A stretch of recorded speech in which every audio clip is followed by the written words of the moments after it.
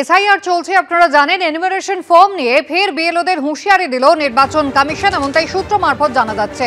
কোনো fake entry যদি হয় তাহলে বিএলওদের শাস্তি পেতে হবে, এমনটাই বলা হচ্ছে নির্বাচন কমিশনের পক্ষ থেকে। নির্বাচনী আধিকারিকদের সঙ্গে বৈঠকে কড়া বার্তা দিয়েছে নির্বাচন কমিশন, সূত্র মারফত খবর।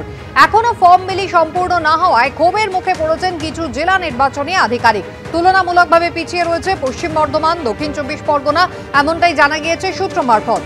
বিএলওদের ক্ষোভের কথাও বৈঠকে তুলে ধরেছেন জেলা নির্বাচনী আধিকারিকরা।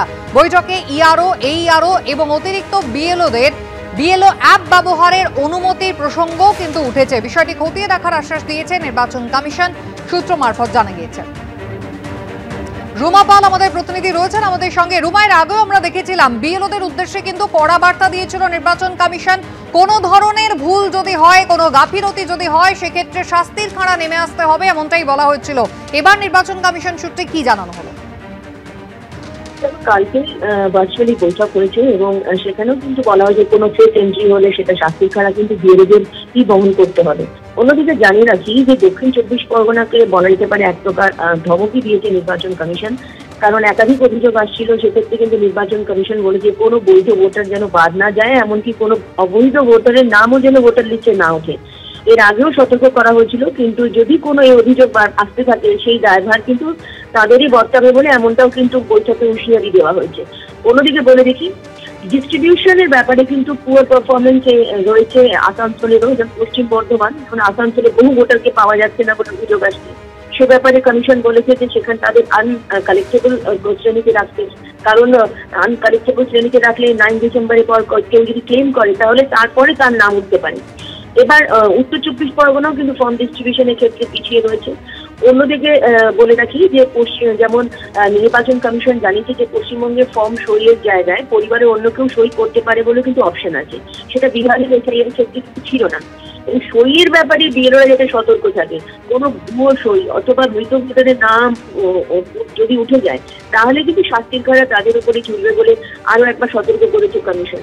অন্যদিকে আরো একটা বিষয় বলে রাখি যে বিএলওদের যে বিক্ষোভ চলছে এই যে ডিজিটাইজ করার ক্ষেত্রে, সেক্ষেত্রে কিন্তু কমিশন জেলা থেকে সাজেশন চেয়েছে, তা খতিয়ে দেখবে এবং সিদ্ধান্ত নেবে, এমনটাই কিন্তু কমিশন সূত্রে খবর। ধন্যবাদ। একদিকে যখন আমরা দেখতে পাচ্ছি নির্বাচন কমিশন কড়া নির্দেশ দিচ্ছে বিএলওদের, তখনই জেলায় জেলায় দেখা যাচ্ছে বিএলওদের বিক্ষোভ। কি অভিযোগ তুলছেন তারা? তাদের অভিযোগ যে কাজ অনেক বেশি, সেই তুলনায় সময় অনেকটাই কম, প্রবল চাপের মুখে পড়তে হচ্ছে তাদেরকে।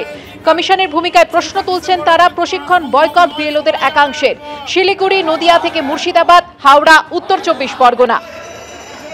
ভোটারদের তথ্য অনলাইন অ্যাপে আপলোড করতে হচ্ছে, তার মধ্যেই লাগাতার কাজ শেষ করার চাপ, এমনটাই অভিযোগ বিএলওদের। বিএলওদের চাপ কমাতে ইআরও, এইআরওদেরও অ্যাপ ব্যবহারের অনুমতি দেওয়া হোক।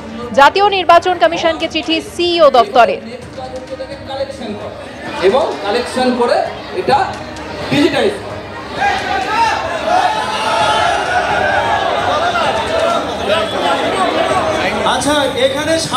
বিভিন্ন জেলায় দেখা গেল এই ছবি। শিলিগুড়ি, নদিয়া থেকে মুর্শিদাবাদ, হাওড়া এবং উত্তর 24 পরগনা, জেলায় জেলায় বিএলওদের বিক্ষোভ।